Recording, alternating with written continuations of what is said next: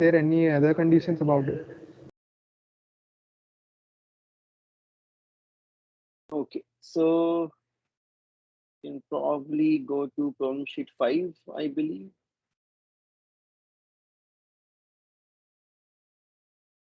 Okay. So somewhere here, I might have discussed liquid and enthalpy. So if we can find it there, I will go to that point. Otherwise, I will discuss it afresh.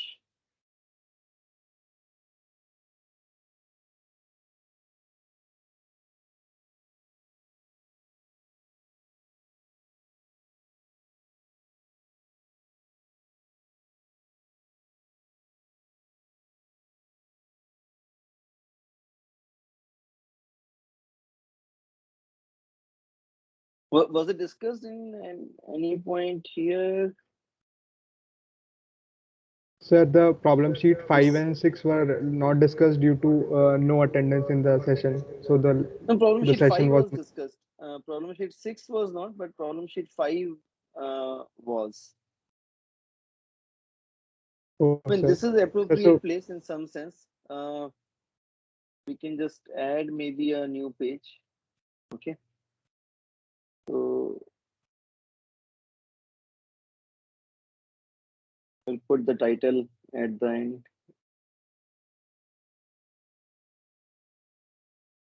Okay. So you are talking about, tell me again, what was the specific question? So the problem, the formula that we use for liquid and solid, that dH equals to CPdt plus 1 minus beta T multiplied by V into dP. pH, CPDT. Okay. 1 minus beta T into VDP. Okay. Yes. Now. The question was like it is valid for liquids and solids. Are there any further conditions that it will be like uh, only true under certain circumstances only, or for any liquid or solid we can do that? So in the first place, did I say it's only for liquid and solid? What about why can't I use that for gases? Sir, I mean that can be used, but we can use the like residual concept in that case too for real Yes. gases, and for ideal we can use the direct correlations. So you've already given the answer, right? That in this particular form, actually it is there are no restriction. It is valid for all species, everything, as long as there is no phase change.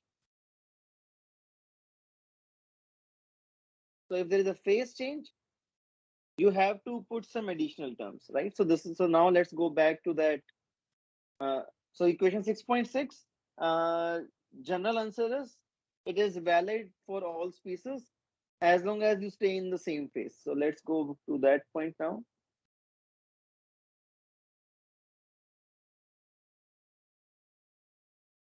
So the answer is valid for all PT changes in a homogeneous phase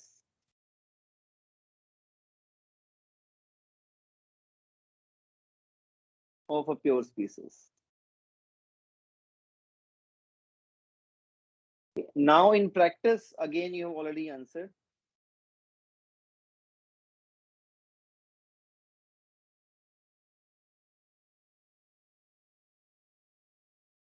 Preferable route for liquids and solids, you suggested. Okay. Not entirely true, because actually even for gases, we have indirectly used this form. Okay. So we have used this part for gases also when talking about less Kessler, just that we worked in the terms of reduced variables. Okay, but indirectly this still got used. Okay, but yeah, in the exact form, this is preferable route for liquids and solids. Why? So if you can present the problem in such a fashion that, let's say, for temperature changes at constant pressure. And that is what was done in the problem sheet also for one of the problems, as well as in the quiz, you could have done that. So for temperature changes at constant pressure, you can carry out the integration of Cp dt. Cp, if the temperature dependence is available, excellent. If the temperature change is small, 10, 20 Kelvin, you can take Cp to be constant, but the Cp of liquids is a function of temperature. It is not a weak function of temperature. So if temperature change is large and you want accurate answer, you need the temperature dependence of specific heat capacity. And then I go to for pressure changes. So I'm dividing, it might not be the actual path. P and T might be changing together. I don't care. Okay, enthalpy is a state function, so I'm only interested in endpoint. So I'm separating out that calculation in two parts. For pressure changes at constant temperature,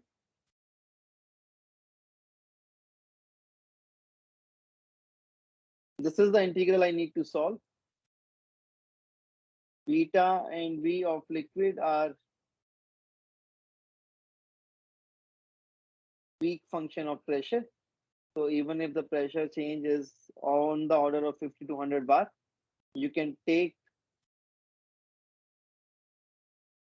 these two to be constant. And therefore this part will simply come out to be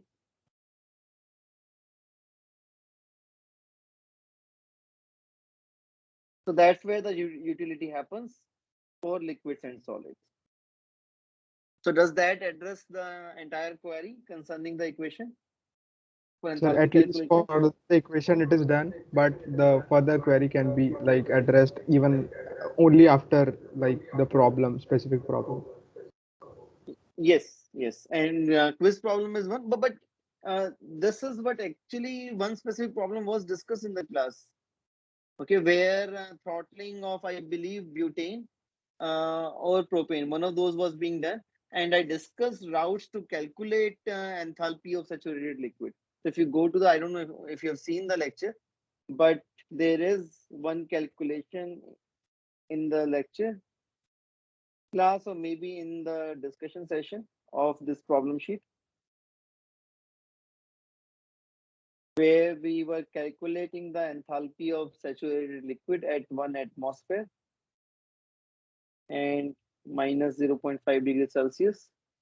The reference was taken at, I believe, 15 atmosphere and 70 degrees Celsius. I don't recall exactly now.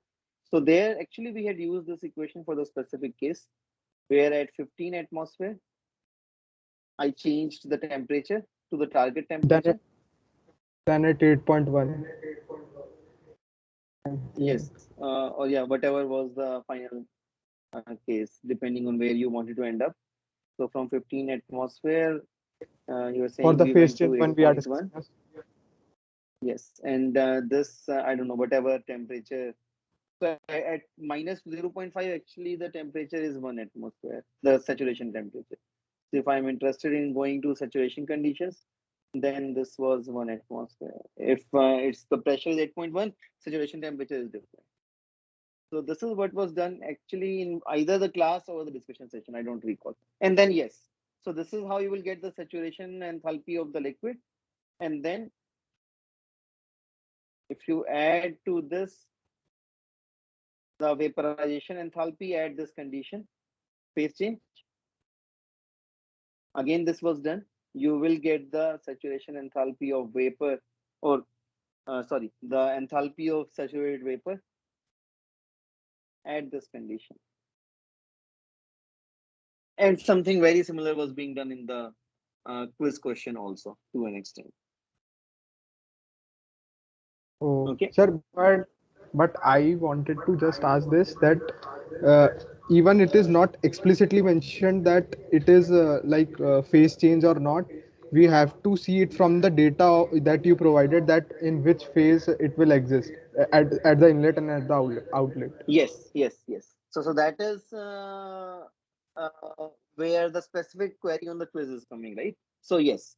So on the basis of given data, it was easy to deduce that the initial state was subcooled liquid, the final state was superheated vapor.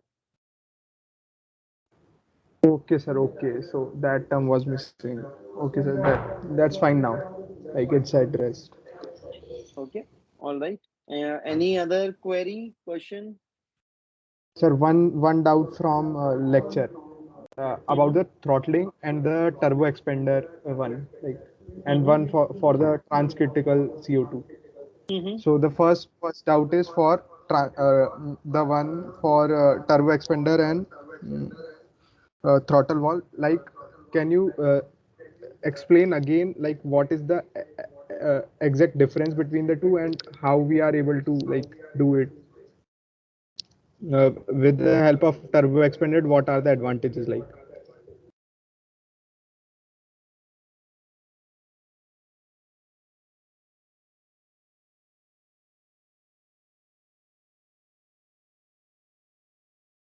Okay.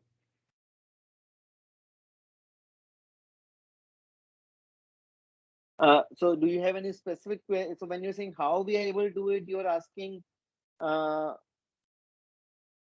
why, how the turbo expander is helping, or from an equipment perspective, how to install a turbo expander? What is the question? Sir, I mean, I have two doubts. One, like how to get this diagram, the TS diagram view corresponding to the right diagram that has been shown. Like how to Mm-hmm. relate both of them. Yes. And the Okay. second doubt is about the efficiency that turbo expander adds as compared to the throttle valve. Sure. So if I so I'm going to repeat that diagram, at least the standard. So you understand how to obtain the standard cycle? One, two, three, four. Those that part is clear. So I go from in the evaporator. There is phase change happening. We are assuming inlet is partially partial vapor, partial liquid. So liquid vapor coexistence.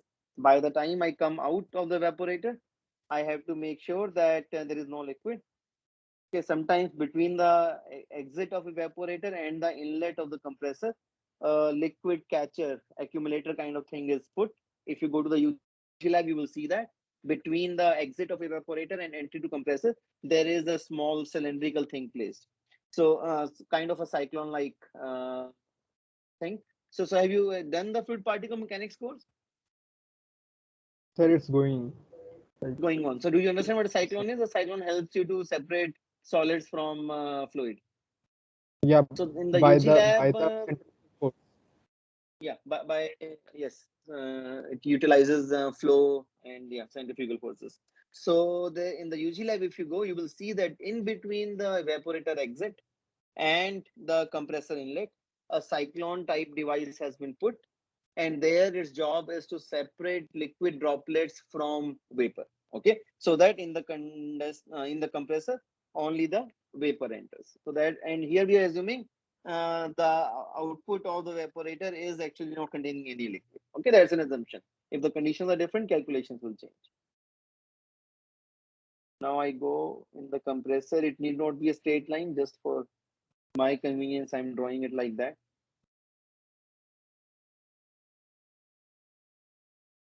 So now in the condenser, whatever superheat is present, that would be removed so that you get to a saturated vapor. And then at constant temperature, saturated vapor is converted to saturated liquid. And I'm assuming in the standard cycle, that is the one containing throttle, the exit of the condenser is a saturated liquid. So this is our complete part for the standard cycle. Okay.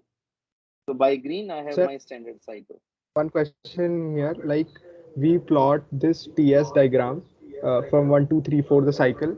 So how Mhm. did we exactly plot it? Like I am doing an experiment and let's suppose I have two plots. So will I be measuring the like temperature and entropy or like at every point of like So when it is between one? entropy, we don't have a probe.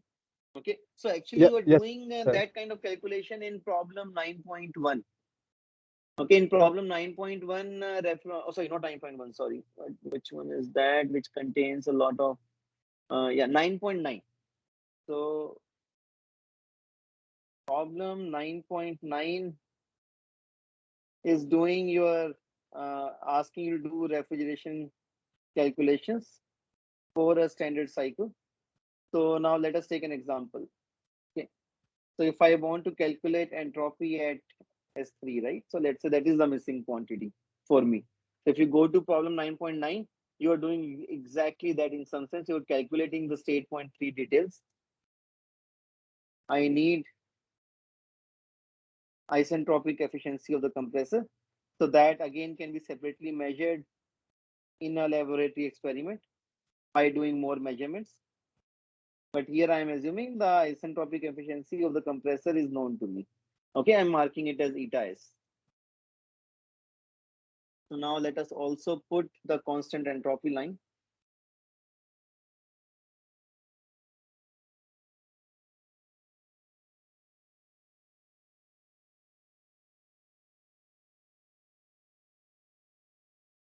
Oh, Sir, right. in Sorry, TS, this was wrong. in TS Constant. diagram, This is a it TS should be like diagram. Yeah, yeah, vertical, yeah, yeah. I'm making. vertical. Yes, yes. I'm making that change. Also, sir, while explaining like the transcritical part for the CO2, please explain how to compare between the two diagrams, like how we can get LNP versus H diagrams reference uh, in I will come to T that. versus So S diagram. let's finish this first. So eta S is known to me. I also know that S3 prime from the diagram is equal to S2. Okay. Temperature at 3 prime might not be known to me. Typically is not known to me. However, pressure at 3 prime is known to me. Okay. So now since I know at 3 prime entropy and pressure, I can calculate other quantities. How to do that? Problem 9.9 shows that exactly this. So whatever I'm writing here is exactly what is being done in problem 9.9, where either you go to Mollier diagrams or you use these correlations, which we had talked about before, because point 3 prime is saturated vapor, oh sorry, superheated vapor. Point 2 is saturated vapor. That means all of this is happening within the gas phase. I can do my calculation. So from here, I can calculate enthalpy and temperature at 3 prime. Now, once I know enthalpy at 3 prime and I know eta, I can calculate enthalpy at 3. So in the definition of isentropic efficiency, H3 would be the only unknown. Okay, again, I'm not writing the equations because exactly these equations are present in 9.9. So the equation is present in solution to 9.9. And once you know H3, if you're interested in T3, you can calculate T3 also. That is how I will be able to pinpoint the exact location on the TS diagram. Okay. So that means what I need in terms of measurements, I need to tell you what is, and if you, let's say you are building a device yourself in the laboratory. So we are saying P3 is equal to P3 prime. So not much loss in pressure. Isentropic efficiency, that's how we are calculating. We are saying pressure is same, but temperature can be different. Okay. So you need to measure the pressure at the compressor outlet. That can be done. You need to know the temperature and pressure at the evaporator outlet, or you can say at the condenser inlet. Again, that information is available to us. So that is how point 3 will be obtained. Okay, now on the other part, which is how to draw the corresponding point for the case of putting a turbo expander.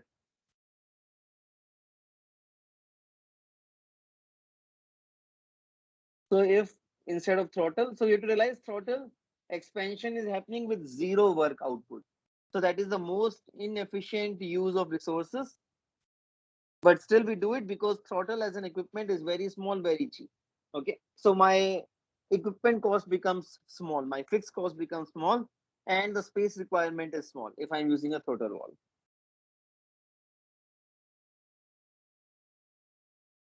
So 4 prime, let's say, represents the isentropic part. And now I know turbo expander would lie somewhere in between. Again, I need to know the details of the turbo expander. For example, how much work it is giving me, or what is the efficiency of the turbo expander. Just like we did the compressor calculation, if I know the efficiency of turbo expander, I can complete the turbine calculation also if I know the efficiency. But Sir, can you tell me is it where will the point lie? If I tell you it is at same temperature, where will 4 TE? So the question is between 4 and 4 prime? where, yeah, correct. So between 4 and 4 prime, because 4 prime is the best you can do under adiabatic conditions. 4 is in some sense the worst you are doing using a throttle valve. So you will be somewhere between 4 and 4 prime if you are replacing the throttle by a turbo expander.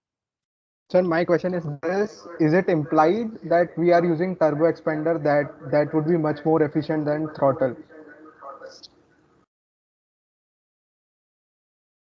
How we decide, like No, how we so can say that it would be more efficient?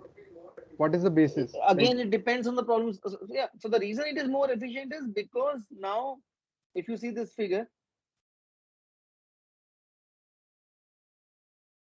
the net work which is required to be input to the compressor in this cycle decreases because the turbo expander is providing some work, whereas throttle was not. Okay, of course, I'm making sure the pressure, operating pressures are not changing. If let's say it makes some change so that the compressor outlet pressure is more, okay, then the compressor is doing more work. Okay, then all bets are off. But if I'm not changing the compressor inlet pressure, outlet pressure, so if I'm not changing the compressor inlet outlet, then the work input to the compressor has not changed. That I have marked as W throttle. However, when I put a turbo expander in there, some amount of work which was required by the compressor has now been supplied by the turbo expander. Okay, so therefore I know the COP, which we are defining as the refrigeration load divided by the net work input. Okay, I'm putting mode, even though in this case actually both quantities are positive, so it doesn't matter. So I have not changed QC naught. Okay, again that is a problem statement. 1 to 2 has not changed. So whatever heat load is present that you need to remove, that has not changed. So numerator has not changed. W will be equal to the work which is required in the normal cycle plus the work which is being supplied by turbo expander. This is a negative quantity. This is a positive quantity.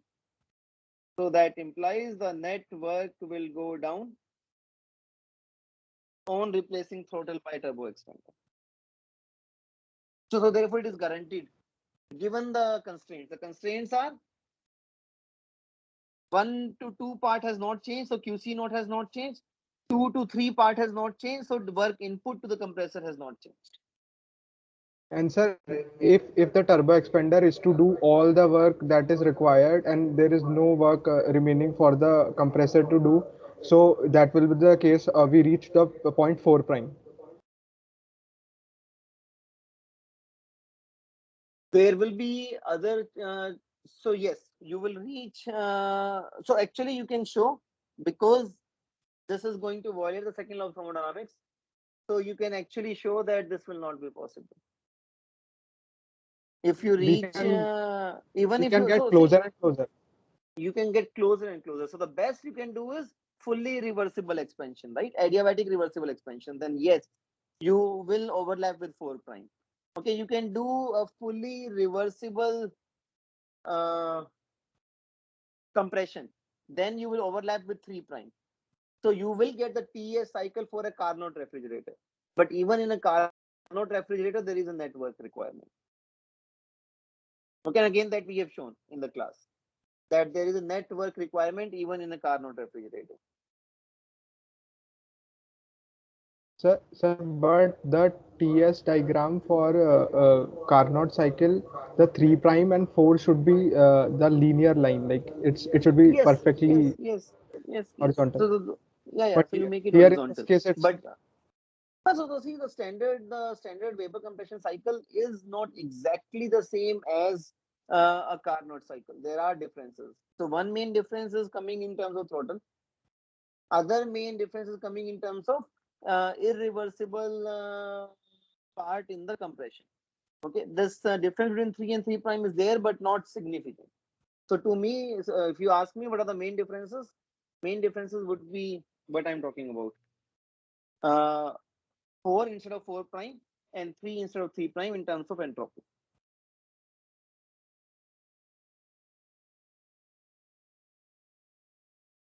All right. Yes. Now, next question. Anyone else has any queries? sir. Also, the figure which we have there, the T represents the turbo expander and C is the compressor. Yes. So basically, like what is the purpose of joining with them with shaft is to make a compressor do that much amount of lowering in the work which turbo expander has already done. So compressor is not doing work.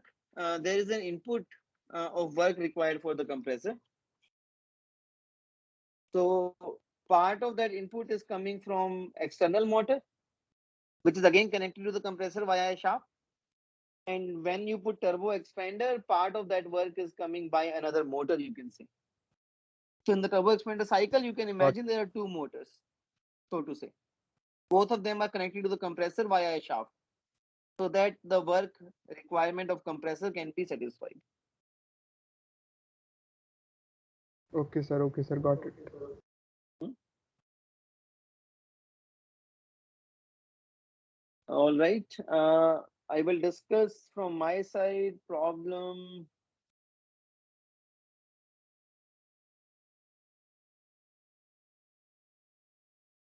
Which one is this? Yeah, P6 analysis of a home So, refrigeration unit. Someone was saying something. Any uh, query? Any questions? so just an aside, you told about the compression ratio in one of the lectures. What was the use of that? Is it just a rating or Say it again. Talked about. the compression ratio P3 upon P2? Mm-hmm. So it's just a rating of sort, or is that some significance as well? Yes, yes. That has to be See, 5 like uh, something. so the compression ratio determines, in some sense, what kind of efficiency you will get for your compressor. Larger the compression, so there are single stage compressors and multi-stage compressors. So again, we have not gone into details of compressor design in this course. Maybe if you do a mechanical engineering thermodynamics course, you will go into more details of that. So there are single stage compressors versus multi-stage compressors. And if the compression ratio is, and of course the multi-stage compressor is more expensive than a single stage compressor. Okay, but a Sir, multi-stage are they more compressor efficient are more efficient than single stage compressors. because So they have low pressure again, differences continuously? Is it like so so? they have low pressure gradients internally Yeah, because they are that was doing like multi-stage compression, right? So if so. The my pressure basically the ratio is low enough, I believe in the class I mentioned 3 to 4, or maybe I don't know, yeah 10, 3 to 5, 3 to 5. 3 to 4, 3 to 5, right? So if it's 3 to 5, you can show a single stage compressor is okay. Okay, the gain you will get in efficiency will not be able to offset the high equipment cost. So therefore, I will use a single stage compressor. But again, there is nothing sacrosanct. If the fluid is such that its enthalpy is very significantly dependent on pressure, even for a ratio of 5, you might need to go for a multi-stage compressor. Okay, so at the end of the day, enthalpy change will also matter. Okay, but typical rule of thumb is 3 to 5 single stage compressors are okay in terms of efficiency. They're not suffering too bad. Okay, so it's not academic of interest. It is a very important design parameter. That answers the question. Yes, yes. Yes, sir. Okay, and it will also affect the other part. So if the pressure ratio is high, then actually it might make more economic sense to replace a throttle by a more efficient expander, like a turbo expander. Okay, so it will go hand in hand. Okay, if your pressure ratios increase, like it is happening in the CO2 cycle, transcritical CO2 cycle, the pressure ratio is high. Okay, so on the compression side, you replace single stage by multi-stage. On the expander side, you replace throttle by a turbo expander. Both of them increase the equipment cost, but it becomes justifiable because the savings you can incur in operating cost.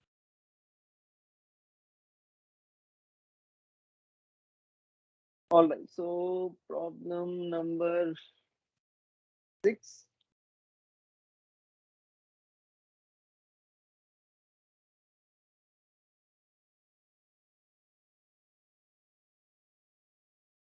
Home refrigeration unit.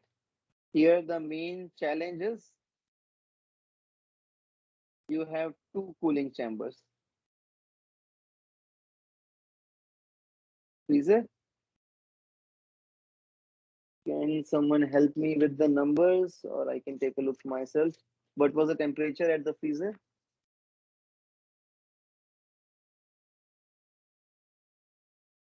Minus 20 Fahrenheit. And then you have the standard refrigerator chamber also, where in the problem statement I have mentioned you require cooling at 20 Fahrenheit, right? So I have two uh, different temperatures for the cooling requirement. Okay. So first thing is, let's try to draw a schematic. So there are two possibilities.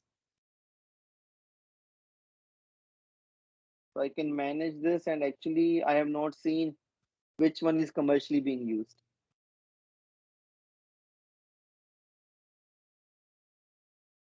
So in scheme 1,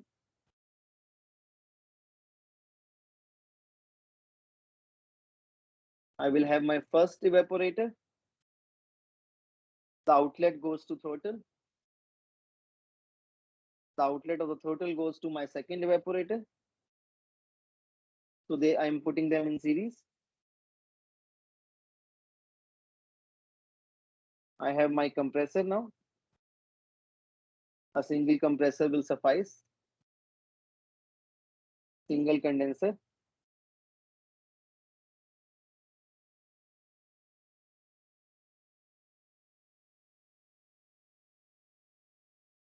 One more throttle and inlet to E1.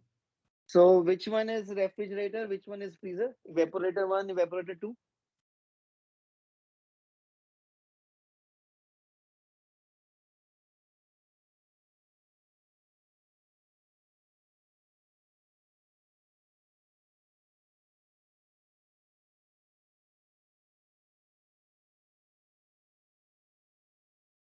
Any guess?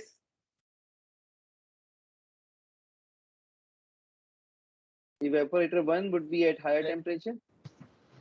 You were saying something. Were you saying? Were you going to say it correct? Sir, I was asking to repeat the question. I mean, I Okay. missed it. All right. No problem. So I was asking which evaporator is corresponding to which part of the entire operation. So after the output of evaporator 1 is throttle, you will get more cooling. So the second evaporator would be at a lower temperature than the first evaporator. Okay, so thus you will get freezer at the second evaporator. So this is my cycle in scheme 1. Now let us try to draw it on a pressure enthalpy diagram. Again, some of the information or most of the information is given in the problem statement. So I'm going to use that data, and this pH curve is also available in the data sheet. So that is what you need to use. I might not have drawn it fully correctly. All right. So point 4 is given to us.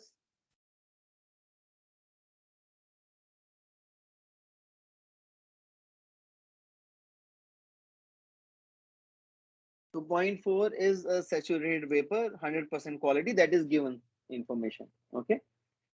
From here, you draw a constant entropy line.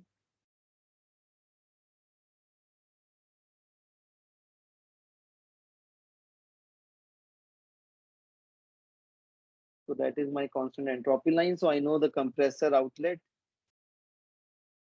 which is operating adiabatically, would be somewhere to the right of this line. So that is my state point 5.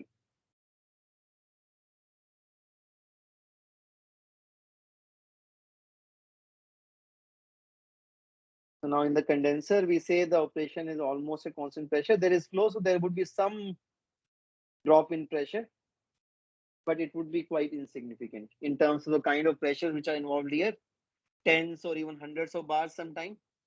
The kind of pressure drop in condenser would be less than a bar. Okay, so it would be insignificant in comparison to the pressure drops in the rest of the cycle.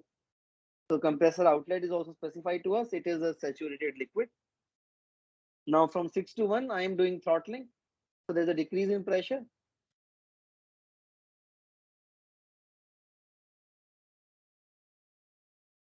So let's say I go to some intermediate point. I will be able to find out the pressure, temperature, pressure at this intermediate point because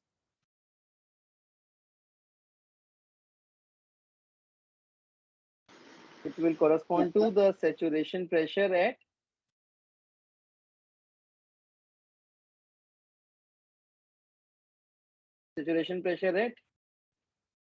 20 F. That means the temperature at which refrigerator is operating. Okay, it is within the coexistence region. 1 degree of freedom. I know the temperature at 120 F. So I will be able to know the pressure at 1. Okay. So now from 1 to 2, you have evaporator operation at constant pressure, constant temperature. Enthalpy would change because some amount of liquid is getting converted to vapor. Okay. Now at 2, again I do throttle. So from 2 to 3, again throttle, again cooling.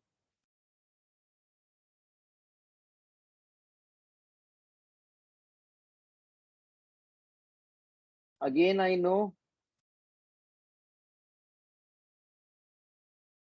the pressure value because I know the temperature. And now from 3 to 4. So that is your scheme 1. In scheme 2, you can put the 2 evaporators in parallel. So that means from condenser, stream 1 prime goes to E1, 1 double prime goes to E2. So you can put them in parallel. Now in terms of calculation,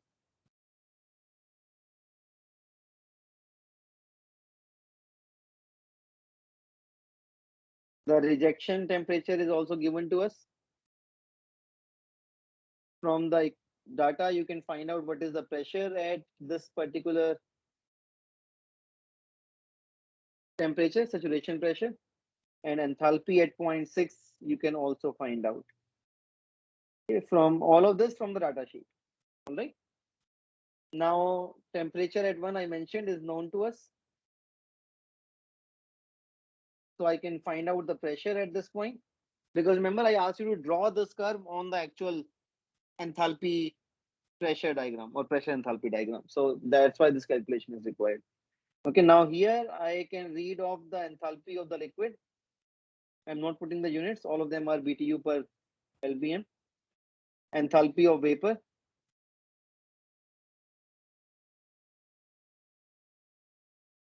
So now to know where is state point 1, I need to know enthalpy at 1. Do I know the enthalpy at point 1?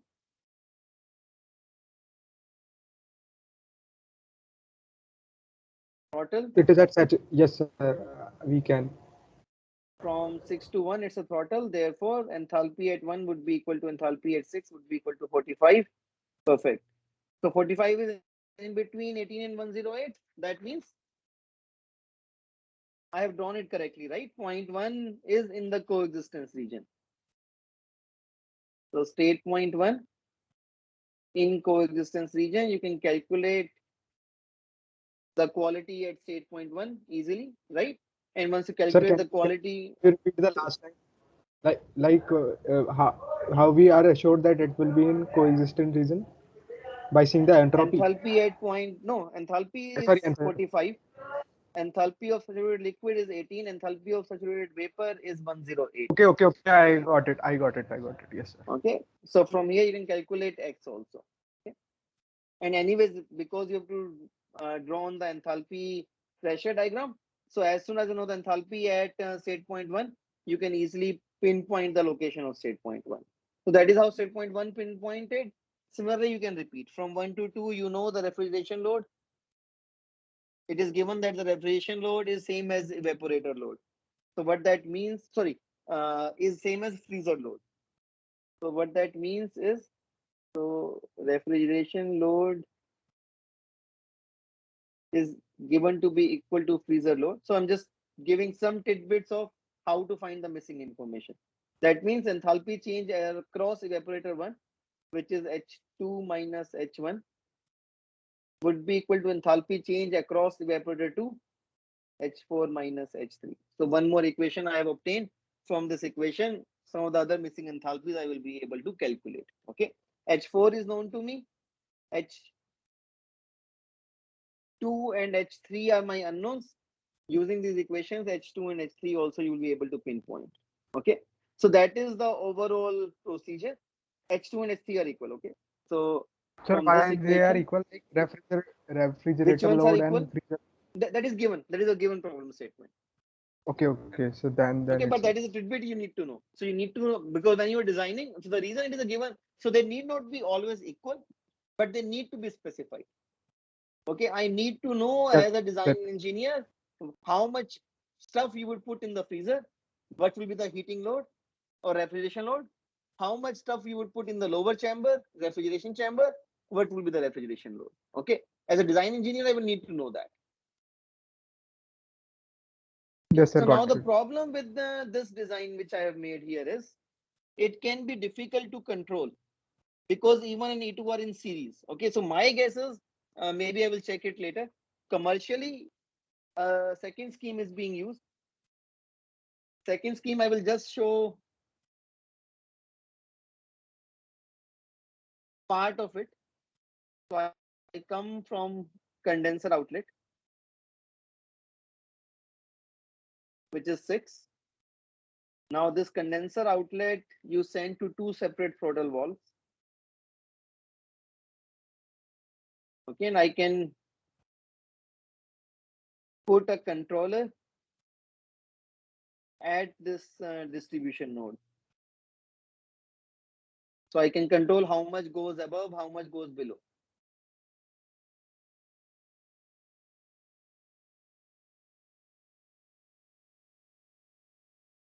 Evaporator 1, evaporator 2, combine their outputs. So rest of the cycle stays the same. So you get your compressor, you get your condenser, everything else stays the same. The only change I have made in scheme 2 is I have allowed more freedom to design engineer. They can control the flow rate through evaporator 1 separately from evaporator 2. Okay, slight change in piping, maybe more piping is required. One more, actually the number of throttle valves is same, still 2 throttle valves. Okay, so this might actually be the preferred option, but that is something which needs to be checked. Okay, again, now you will the LNPH diagram that will change somewhat, and that I leave to you. The calculation will change somewhat, but overall, I have Sir, explained how to complete this reason calculation. reason for preference is the controller. Yes, in scheme 2, because see, let's say my freezer load is very less, refrigeration load is very high at some point in time. Okay, so if you look at home refrigerators these days, right, some of the good ones, they would have a separate temperature control for the freezer and separate for the refrigeration chamber, right? So the two are separate. So you can set your freezer at minus 15. You can set your refrigerator at at let's say 2 degrees Celsius. Okay, so now if I am not opening my freezer much, there is not much cooling requirement on the freezer. So why should I unnecessarily keep cooling my freezer? Okay, keep adding cooling to the freezer. So in this second design scheme 2, If the load in the freezer chamber is less, the flow rate in the freezer chamber can be reduced. The refrigerant flow rate in the freezer chamber can be reduced so that I am not wasting my resources. Okay. So in Okay, sir, I design 2, got in it. scheme 2, Which would you can otherwise go, control, say it again. sir, which would otherwise, in case of the scheme one, freezer, it will always pass through freezer. Exactly. Okay. Okay. You can still put a controller on the throttle. So it's not that you cannot design a controller for scheme 2. Oh, sorry. You can. It's not that you cannot design a controller for scheme 1. You can put a controller at this wall. But then the later on connections would be also affected, na? No, so here you're not shutting it off the wall. You can just change how much pressure reduction happens across the wall. Okay, but that will still be difficult because the pressure reduction from 2 to 3 is also fixed. Okay, actually it will be difficult because pressure reduction from 2 to 3 is saturation pressure at 20 F, saturation pressure at minus 20 F. That is actually fixed. So you can't really do much in scheme 1, I guess. So let's remove that. You cannot change the pressure reduction across the wall. So it will be difficult. Okay, so that is why scheme 2 might be preferable. Go and find out whether indeed scheme 2 is being used in modern refrigerators. That's all. That's all from my side. We have still few minutes. If you have queries, questions, you can ask. The one question for transcritical one, how we Yes, are yeah, able to relate yeah.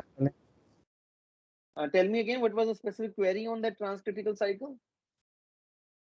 Sir, how we are able to like get TS diagram reference from LNP versus H diagram? We say that it goes above in the supercritical region and like that.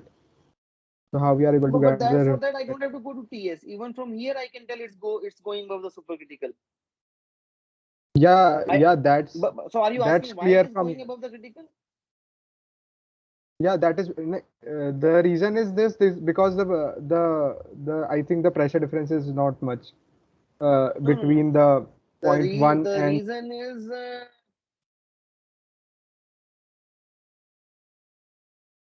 TCPC for mainly TC for CO2. So the critical temperature for CO2, I might be wrong to get it exactly. So therefore, I'm putting a tilde. Is let's say 37 degrees Celsius. Okay. And now let's say the surroundings where heat rejection is happening. So it's basically the inside of your car where the engine has been kept somewhere around that point. So the surroundings are, let's say, at 45 degrees Celsius. Okay. So from here, you can see that, and of course, the condenser or the gas cooler in this case.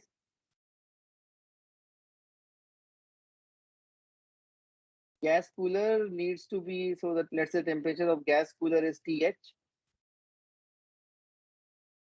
This is what is basically discussed in the lecture also. So this 45 degrees Celsius is your T sigma H. Sorry. Yeah. 45 degrees is T sigma H. And TH now needs to be even above T sigma H. Okay. So therefore, TH will be above TC of CO2. Therefore, this is the point. Okay. And at the lower end, so you need to supply cooling.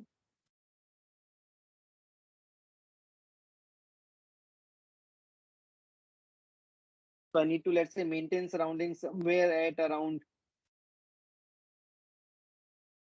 25 degrees Celsius. Okay. So because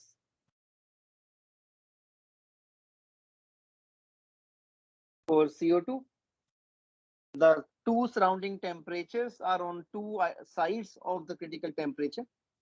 Therefore, for CO2, you have to use what is known as a transcritical cycle, refrigeration cycle. Okay, if for a refrigerant both are on the same side, you will not need to use a transcritical. So this is the reason for using transcritical cycle for refrigeration with CO2 as a working fluid. Okay, so I'm not doing it because I want to do it. I'm doing it because I have to do it. and the reason is this. Okay. Because the surrounding temperature is 45, right? On the rejection side, and on Yes. the heat absorption side, it is below the critical temperature of CO2. Yes, sir. Okay, so therefore the cooling is happening at temperatures below critical. The heat rejection to the surroundings is happening at temperatures above critical. Therefore, your refrigeration cycle, as can be seen in this figure, is going at temperatures or pressures below as well as above the critical conditions. Sir, Mm-hmm. in the 2 to 3, the line for the curve, Mm-hmm. for the cycle, the two to 3 line. So Mm-hmm. how we are able to achieve that? What do Like, you mean? How we are able to achieve that? won't it be in the supercritical region? Yes. So what's the So problem? how we are able to condense then the vapor, like the vapor to the, it is coming to the like phase transition boundary, right? So it can. So if you recall, the only discussion was in the class, I believe, yeah, chapter 3. If I look at the PT diagram of a, and this is my critical point. So all we said was that you cannot, let me try to recall what I said. Yes, so if I'm in the supercritical region, and but this is liquid, this is vapor. So I need to actually look at, let's say, these points, I believe. Yes. So if I'm at state point A, cannot be condensed isothermally. Because if you're doing isothermal pressure change, isothermal compression, you would It would go in supercritical never be region. able to get into liquid. Okay. Oh, But we never said that you cannot go from supercritical fluid to a liquid or a vapor.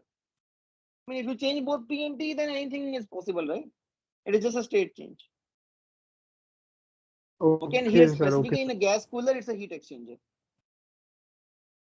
Okay, just the only difference is that there is no phase change happening in the heat rejection part. If you look at the standard vapor compression cycle, the heat rejection is mainly happening via the phase change of the refrigerant. For CO2, because it is above critical, phase change is not the main mode of heat transfer of enthalpy change, but rather it is the pressure temperature change, mainly the temperature change. Okay, pressure has not changed much in the gas cooler. So it is a standard temperature change. You are going from a supercritical fluid to a superheated vapor in the gas cooler.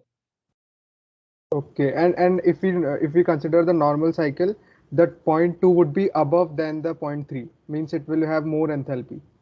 Would So have you're more going to a enthalpy. liquid in point 3, so you're doing condensation. Okay, but tell me, say it again now. What was your question? If we are to plot instead of T versus S, L and P versus S graph for normal cycles, not the transcritical ones, it that point 2 would be higher, like not like would be having higher enthalpy than the third one, the point 3, But that is happening here also. See, and and also the pressure, when also the pressure, like pressure both of at 2 them. and It 3, even in the standard cycle, is actually not very different. Look here, na? If you make this diagram on the LNPH, I believe I have done it in some places. Okay, okay, we can do it again. Doesn't matter.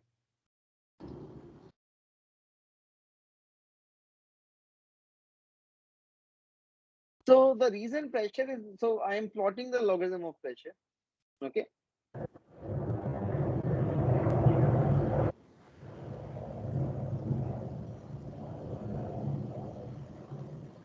also, sir, one thing to Let's say ask that I'm we here take at log, so let me answer we this take. question first now, since you asked. So Okay, let's sir. say Okay. I'm at point 3. So in going from 3 to 4, which is the condenser operation, Again, the change in pressure across the condenser is there, but because there is flow, right? From point 3 to point 4, there is flow. That means, strictly speaking, P3 would be greater than P4. Okay. However, on the scale is, let's say, the scale of delta P in refrigeration operation is P3 minus P2. So all we are saying is P3 minus P2 is much larger than P3 minus P4.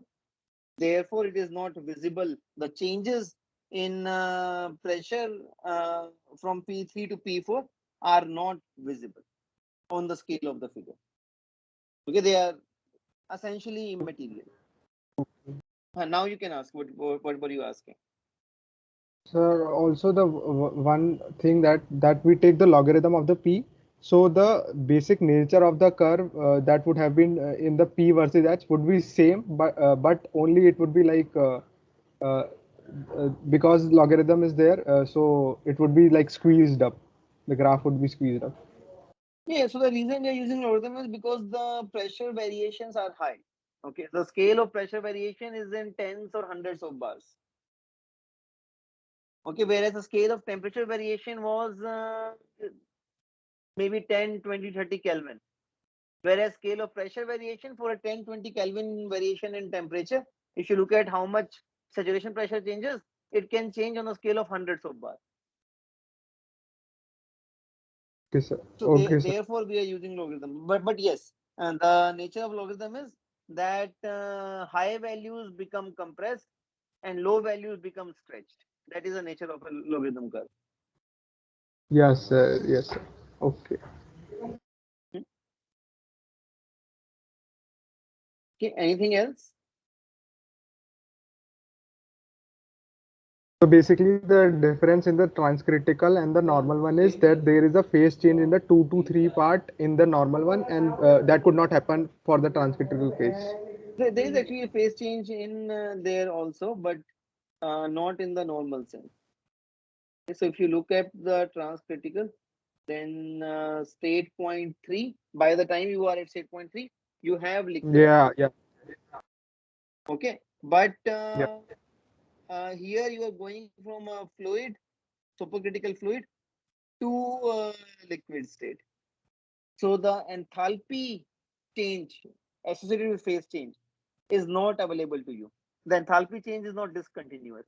Okay, the again, this is something which has not been discussed in the class, again, because there's so much to discuss. When you go from a supercritical to either a liquid or vapor, that is also in some sense a phase change, but that is known as a second order transition. So I'm not calling it as a phase change. For a second order transition, enthalpy change is not discontinuous. Okay, so first order transition, first derivative of free energy is discontinuous. First derivative of free energy is enthalpy and entropy. Second order phase transition, the second derivative of free energy is discontinuous. First derivative is continuous. So therefore, enthalpy and entropy are continuous, but second derivative is discontinuous. What is the second derivative of free energy? That means first derivative of enthalpy. What quantity is that? First That, derivative of enthalpy. Entropy. CP, specific heat capacity. yeah, yeah. So in literature, when people are trying to find the glass transition temperatures or critical temperatures, so both of those are known as second order transitions. So they perform what are known as calorimetry experiments, and they see that the CP is discontinuous, the specific heat capacity is discontinuous. That is how they are able to find out the location of the glass transition temperature or the critical temperature. Near the critical temperature, specific heat capacity would be discontinuous. Okay, so therefore that enthalpy change of vaporization, which is a very large number, is not available in a gas cooler.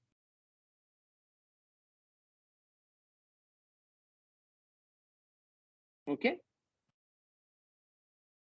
Sir, Yes. so would we consider the phase transition delta H for the point 3? See, again, it depends how you want to do the calculation. So to go from state point 2 to state point 3,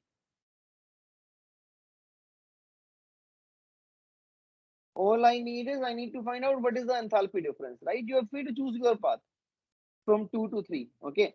Typically, a single equation of state or a single correlation which is valid for both supercritical fluid as well as liquid is not available to us.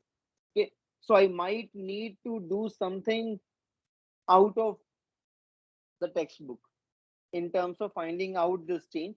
So one possibility could be that I first do my calculation up to the critical point. Okay. So up to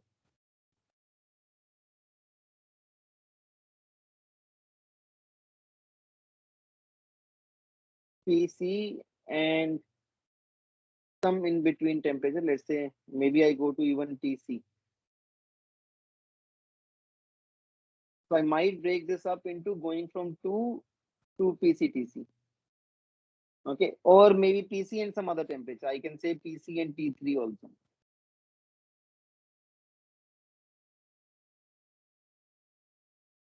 So if I do PC and T3 would be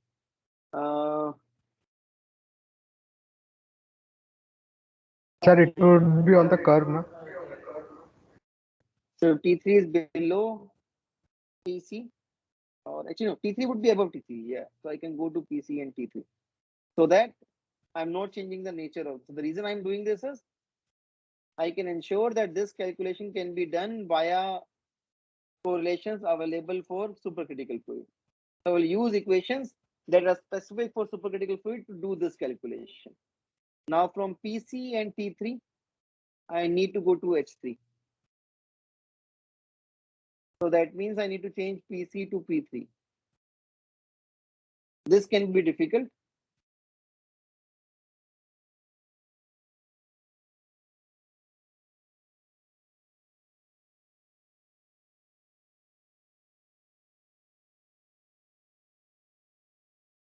Because you have two states, so you need an equation of state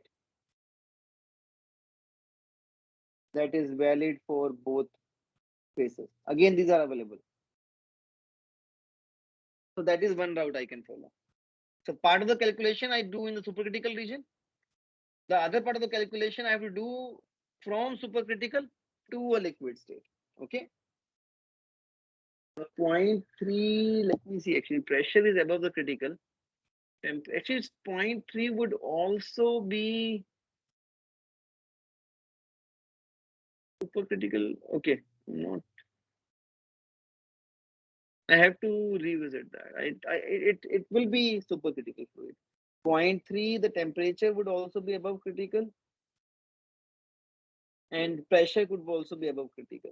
So this, I need to check that. Okay, whether so 0.3 clearly the enthalpy is below critical, uh, but that is possible. I need to check that. Okay, but if this is happening, 0.3 corresponds to a liquid, then this is the route you will need to take. If 0.3 corresponds to a supercritical fluid only, then just this part would be sufficient. Okay, so if state 0.3 is supercritical fluid, then just the above route is uh, valid. Okay, so I don't have to worry about phase change because the transition from supercritical fluid to a liquid is not discontinuous. So even if I'm using this route, I can do a simple integration without worrying about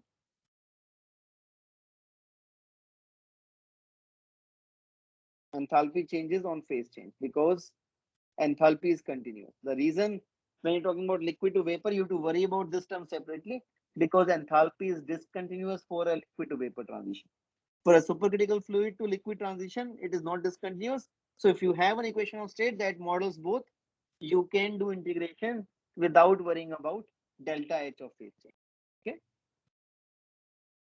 Sir, exactly this point you were highlighting with the gradient concept of delta H, that the CP1. What do you mean the gradient concept of delta H? Like you said na that the first derivative, first order derivative would be continuous.